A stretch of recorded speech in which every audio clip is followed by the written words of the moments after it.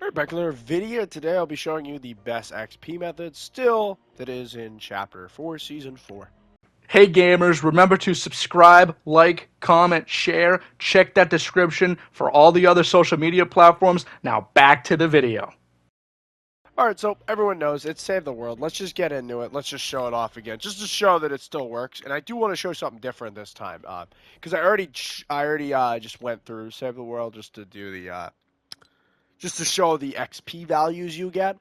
Um, but basically, let's explain how this works, because if you don't know how this works, then that would kind of suck. I do want to just. Okay, cool. I'm setting that up for next season. Anyways, okay, so basically how this works: storm shields. Storm shields. Basically, you sit AFK in a storm shield, you get a bunch of XP. Basically, um, to get to the storm shields, you gotta beat the first 10 storm shields. They're kind of predetermined. You gotta beat those, and then you get unlocked to endurance waves. There's 30 endurance waves. You can keep repeating them over and over again, and that's how you do it. Basically, you Save the World is a tower defense zombie game where you put traps down and you fight things, right? You fight zombies. So there's these things called trap tunnels, and you place them around your storm shield. You know the drill. Let's let her We're talk. ready to expand again. When you're ready to start the fight, select Expand Shield from the Storm Shield console. Okay, so these little amplifiers and then the storm shield here, and you place trap tunnels so you can go through, and the zombies go through it and they die, basically, because it's fully AFK. You don't want to play the game here, right? Takes about 2 hours, 30 minutes, about. Could vary, if your traps are better than mine, you could get all the way to 30 sometimes. Sometimes I can get to 30, sometimes I can only get to 24, here and there. It depends. It depends. I probably should upgrade these traps, but I don't really play Save the World anymore, so I don't care. It gets enough XP to where I'm like, okay, that's great, cool. It really doesn't matter. But basically, you just set these up, and you're good, basically. It's very simple. It still works. You still get a good amount of XP. It's about 300,000, I think. It's about 4 levels per day, let's say. I forget exactly. I'll have the image at the end of the video. I'll just put it up. But yeah, it's about 350,000, I think. And let's just estimate it to 4 levels per day, maybe like 3.5 levels per day. It's about 4, though. It's normally about 4. They didn't nerf it. They haven't nerfed it. I do want to say one thing. I don't know if this was always like this, but I tested it with my alt account because I wanted some XP on that account so I can get them to 100, so I can get the battle pass and all that, right? Get all the V-Bucks. So I just let him sit in here, and I think I did it last season too. And he got around 300,000 last season, but now I did it again with the alt account. And he's not the main host. My main account is, because he has everything set up here, right? I did it on this account.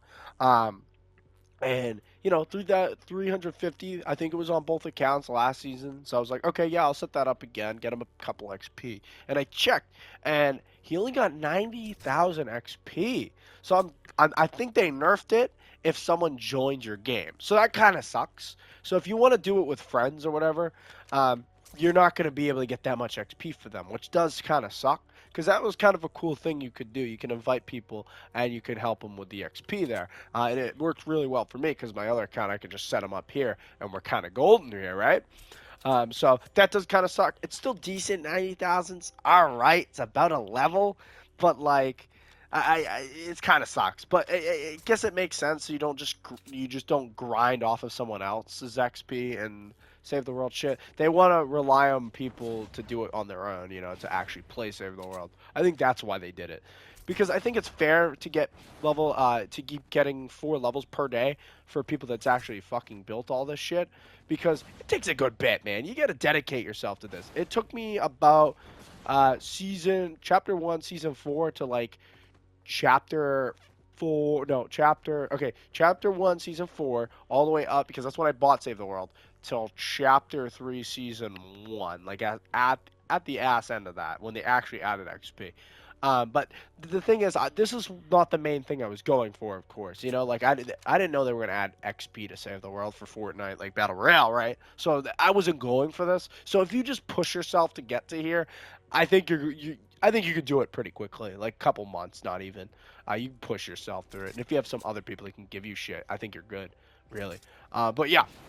Yeah, there's not really nothing else to explain here. It's about the same. You know, you get 4 levels per day, and uh, when I say day, I mean item shop rotation. So whenever the item shop rotates, that's when you can do the AFK. I normally do is I have the PlayStation Remote app.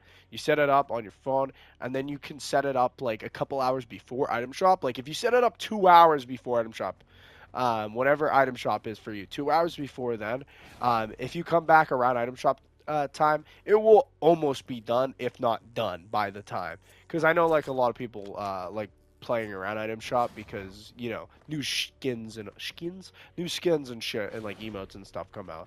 I like doing that too because I want to like if I need to review something or something cool's coming out or a new emote comes out. So I want to play when that happens. So I like setting up a couple hours before item shop to do that. So, yeah, mostly on this account, I don't grind the game. I play the game, but I don't like focus on challenges unless it's like to get styles because I 100% the battle pass. I want everything from the battle pass. So like at the ass end of the season, I'll just get all the styles, like the special styles that you have to do challenges for. But other than that, I basically don't do challenges unless I'm just playing the game and I accidentally do one. Um, so yeah, I really only get my XP from Save the World here. So most of my XP is from that. I'm like level 250. Like I said, I probably did all the challenges after I was 200 to get all those special styles, of course. So just so you know that, most of the XP was from this. And yeah, like I said, 4 levels per day. Really solid. Still, I think it's the best XP method. Even though they did nerf it like a while back to Oblivion, and by Oblivion, I mean it used to be 8 levels for fucking day. Per fucking day. 8 levels per fucking day. It was actually insane. That's the only reason why I beat that one battle pass, level 200. What was the name of it? Chapter 3, Season 2, this Doctor Strange one. That's the only reason I did that. Because you could get 8 levels per day, and I did not like that season. So, yeah, that kind of carried me through this. But yeah, yeah, that's really about it. I'll show you the XP amounts, the friend one, and then the main one. I'll show mine first, and then I'll show the friend XP, just so you can see the difference there.